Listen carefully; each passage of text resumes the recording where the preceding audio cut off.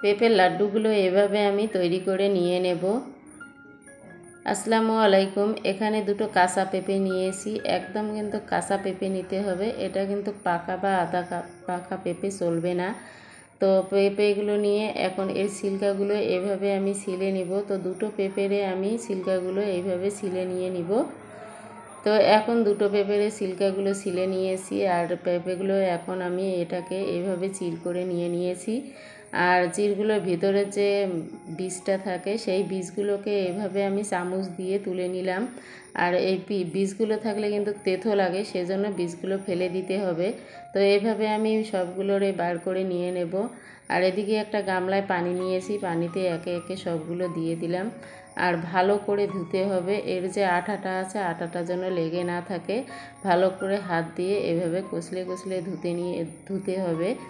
তো এইভাবে আমি ধুয়েও নিয়েছি।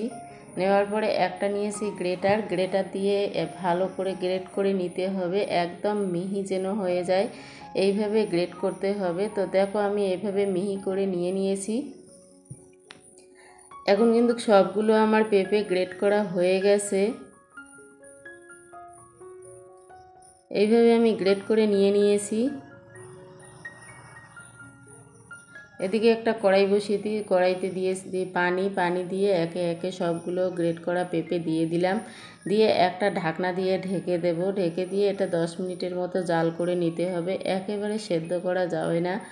তো এখন আমি কিন্তু গ্যাসের ফ্লেমটা অফ করে দিয়ে দিয়েছি। আর দেখো এটা কিন্তু একটু সেদ্ধ হয়ে গেছে, একেবারে সেদ্ধ করে নেইনি। আর একটা এদিকে ঝুড়ি নিয়েছি, ঝুড়ির মধ্যে রেখে দিয়ে এইভাবে চেপে চেপে এর যে পানিটা আছে বার করে নিয়ে নেব। একদম এর যে পানিটা থাকে সবগুলোকে কিন্তু বার করে চেপে চেপে নিতে হবে। তো এইভাবে আমি চেপে চেপে সব পানি বার করে নিয়ে নিলাম। আর দেখো একেবারে সেদ্ধ করে নেইনি। এদিকে একটা ফ্রাই প্যান বসিয়ে দিয়েছি, ফ্রাই প্যানে দিয়ে দিলাম 1 কাপ চিনি দিয়ে হাত দিয়ে এভাবে ছড়িয়ে দিতে হবে।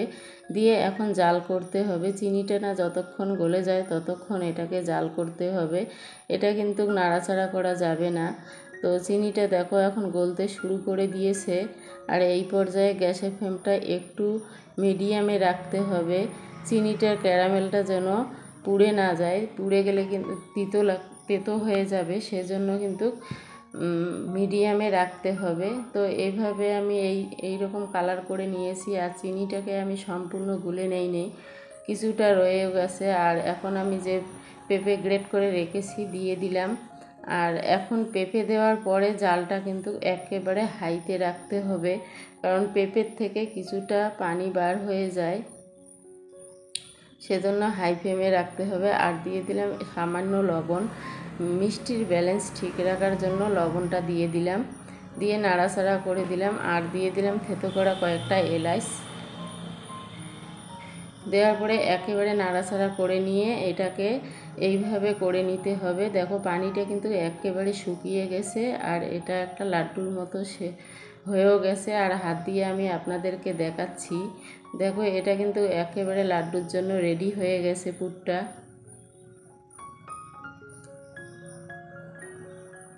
এই পর্যায়ে আমি এখন নামিয়ে নেব, নামিয়ে এটাকে ঠান্ডা করে নিতে হবে। তো ঠান্ডা করে নিয়ে নিয়েছি। আর এদিকে নিয়েছি কয়েকটা কিছুটা ড্রাই ফ্রুট, কাঠবাদাম, কাজু বাদাম, আর কয়েকটা নিয়েছি মুখোশদানা। এখানে দিয়ে সবগুলোর সঙ্গে একসঙ্গে মিক্সড করে নিতে হবে। এখন সম্পূর্ণ পুরটার সঙ্গে একসঙ্গে মিক্স করে নিয়ে নিলাম। নিয়ে এখন লাড্ডুগুলো একে একে তৈরি করে নিয়ে নেব। তো লাড্ডুগুলো কিন্তু খুব খেতে টেস্টি হয়েছে, আর খুব সহজেও কিন্তু বানিয়ে নেওয়া যায়। তো দেখো কত সহজভাবে আমি লাড্ডুগুলোকে একে একে বানিয়ে নিয়ে নেব।